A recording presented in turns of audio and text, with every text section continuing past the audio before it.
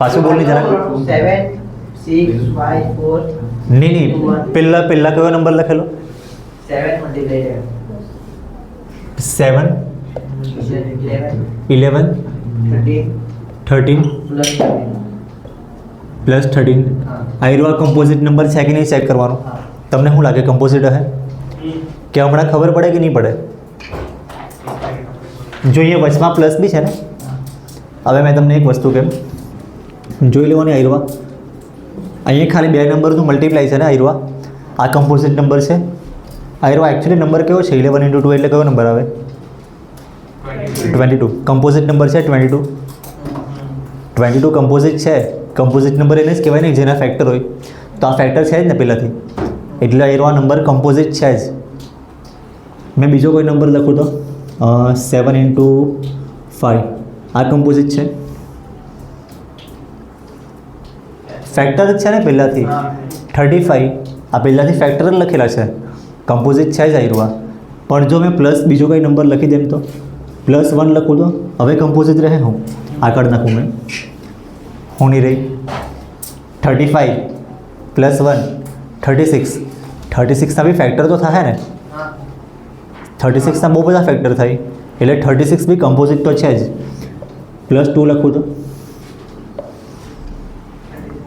35 + 2 37. 37 composite નહીં મળે. 37ના કોઈ ફેક્ટર નહીં થાય. +3 લખું તો કદાચ ફેક્ટર થઈ જાય. એટલે છે ને પ્લસમાં કોઈ બી નંબર લખે ને પછી તો ફેક્ટર થાય કે નહીં થાય ખબર નહીં પડે. પણ આવું જોઈએ તો આયરો આ કમ્પોઝિટ જ હે ને. અને આને આપણે ચેક કરવાનું કમ્પોઝિટ છે કે નહીં મળે. તો આપણે છે ને આયરો આ પ્લસની સાઇન કાઢી નાખવું. પ્લસની સાઇન કાઢવાની ટ્રાય કરવાની. જો આમાં પ્લસની સાઇન નહીં મળે ને મેં બીજો કોઈ બી નંબર લખું. સપોઝ આયરો આ નંબર છે 27 × 13. આ કમ્પોઝિટ છે જ ને. 27 × 13 ગમે તે નંબર આવતો હોય પણ એના ફેક્ટર કરે તો એમાં ફેક્ટરમાં 27 ને 13 તો આવે જ કે નહીં. આ પહેલાંથી ફેક્ટર લખેલા જ છે એટલે આયરો આ નંબર કમ્પોઝિટ છે જ. પણ જો મેં +1 કે બીજું કંઈ કરી દેમ ને તો પછી કંઈ ખબર નહીં પડે. તો કમ્પોઝિટ બી હોઈ શકે ને કમ્પોઝિટ નહીં બી હોઈ શકે. પણ આપણે આટલું જ રાખીએ તો ખાલી મલ્ટીપ્લાય રાખવું. પ્લસવાળું સિમ્બોલ જ કાઢી નાખવાનું. તો આમાં બી પ્લસવાળું સિમ્બોલ કાઢવું હોય તો શું કરવાનું આપણે? 13 છે અહીંયા બી 13 છે તો કોમન લઈ લેવા હે ને.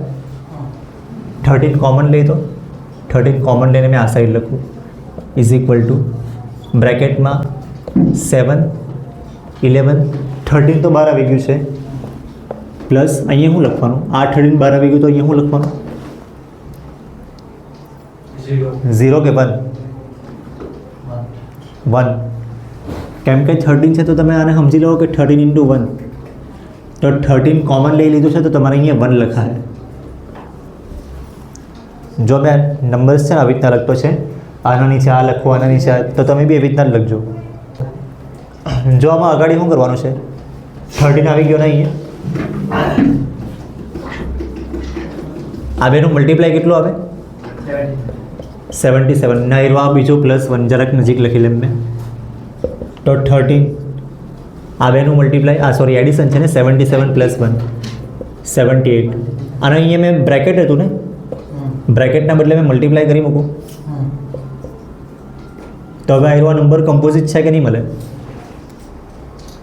આ નંબર કમ્પોઝિટ છે ને. ફેક્ટર લખેલા જ છે પહેલાંથી તો આ બી ફેક્ટર જ તો લખેલા છે. આ નંબર કમ્પોઝિટ છે જ. બે નંબરનું મલ્ટીપ્લાય એટલે કમ્પોઝિટ જ આવે. તમે બે નંબર બીજા કોઈ બી લઈ લો. તમે કોઈ બી નંબર લેવો તમે 150 કાયરો 161 એવો કોઈ નંબર લેવો કે જેના ફેક્ટર નથી થતો. હા 3 નંબર હોય તો બી મલ્ટીપ્લાય જ છે ને. આ 3 નંબરનું મલ્ટીપ્લાય છે એનાથી કોઈ બી નંબર આવતો હોય પણ કમ્પોઝિટ રહેવાનો જ કેમ કે આ ફેક્ટર લખેલા જ છે. એ 3 નંબરના ફેક્ટરમાં આયરવા તો આવશે ને 2 આ બી આવશે 161ના બી કદાચ ફેક્ટર થતા હોય એટલે ફેક્ટર્સમાં તો આયરો આવશે જ.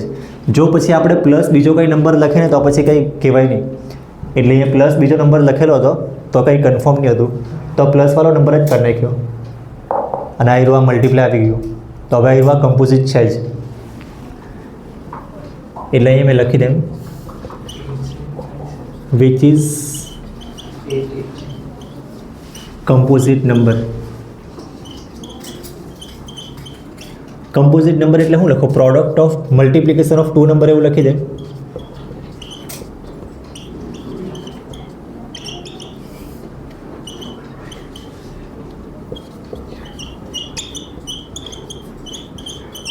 આયુર્વા લખ્યું છે મલ્ટિપ્લિકેશન ઓફ ટુ નંબર. કોઈ બી બે નંબરનું મલ્ટીપ્લાય હોય એટલે કમ્પોઝિટ જોવાનું. બીજો બી આવો જ છે ને, બીજો મેં કરાવી દઉં. જો ને બીજો નંબર કયો છે? 7 7 6 5 4 3 2 1. અને પ્લસ શું લખેલું છે? 5 5. તો આપણે આ 5 ને કાઢવાની ટ્રાય કરવાની. કેવી રીતે નીકળે? ऊपर के जेड फाइनल कर देना.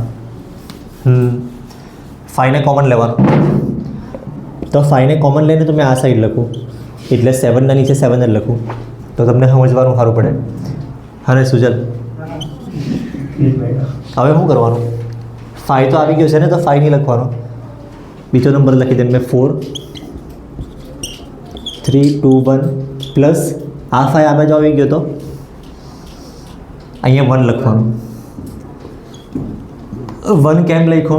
અહીં તમને જો તો અહીંયા તમે મલ્ટીપ્લાય 1 લખો નહીં લખો કોઈ ફરક નહીં પડે, પણ અહીંયા 1 બનશે એ ખબર પડવા જોઈએ તમને. હવે આવ્યું આ 5, આ બધાનું મલ્ટીપ્લાય કરવાનું તમારે.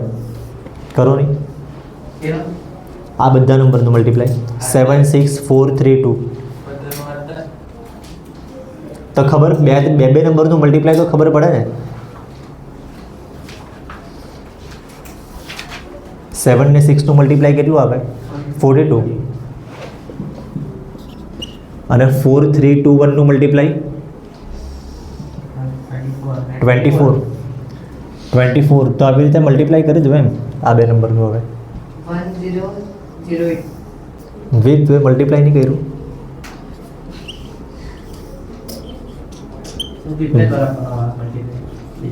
ને આયરો આ જોઈ લેવો 1008 બરાબર છે. +1 બી આ +1 લખેલું હતું ને એ છેલ્લે લખવાનું. હવે મેં મલ્ટીપ્લાયની સાઇન જ કરી નાખું તો આ 1009 બરાબર છે ને. +1 ખાલી કરી નાખ્યું તો આ બી બે નંબરનું મલ્ટીપ્લાય છે એટલે કમ્પોઝિટ નંબર છે જ. તો આયરો આ ખાલી લખી લેવું વિચ ઇઝ કમ્પોઝિટ.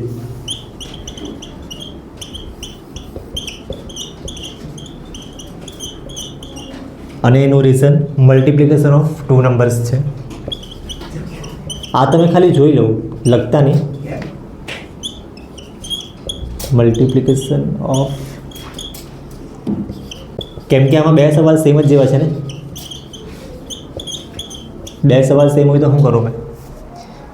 એક લખવાનો ટાઈમ આપું અને એક ઘરેથી લખવાનું, એવું જ તો કરું મેં.